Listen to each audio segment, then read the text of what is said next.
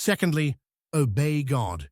The attitude of stubbornly insisting on one's own path, like the wicked fig tree, and rejecting God's word ultimately leads to destruction. Proverbs 35:6 says, "Trust in the Lord with all your heart and lean not on your own understanding." We must choose to live a life that obeys God every day and follows His will. I will conclude with the word. Please examine whether my life is like good figs or bad figs, and make a resolution to bear good fruit before God. How about you? Are you believing in and following God even in the midst of hardships?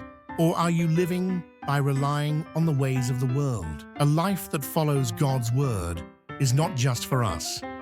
We must live a life that bears witness to God, becoming an example of faith and obedience in the world. C.S. Lewis, whom you all know well, had exceptional intelligence and literary talent from a young age, but during his teenage years, he turned away from Christian faith and became an atheist.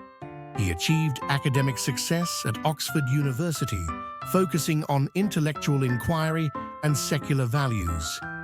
However, as time went on, he began to feel an increasing emptiness in his life, and through philosophy and literature, he gained a new perspective on faith. One day, a conversation with J.R.R. Tolkien, the author of The Lord of the Rings, became a pivotal moment, leading him to ultimately restore his faith. After that, Lewis lived a life that integrated faith and scholarship, and through his works, such as Mere Christianity, the Screwtape Letters, and the Chronicles of Narnia, he became an influential Christian writer worldwide. Dear beloved saints, today, in Jeremiah 24, God's message, evaluating the faith of the people of Judah through 2 baskets of figs, symbolically illustrates the situation at that time and God's message.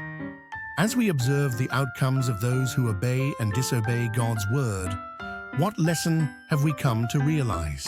What resolution do you make through this message? Through today's message, I bless you to reflect on your life under God's gaze and not lose your faith. Even in the midst of any trials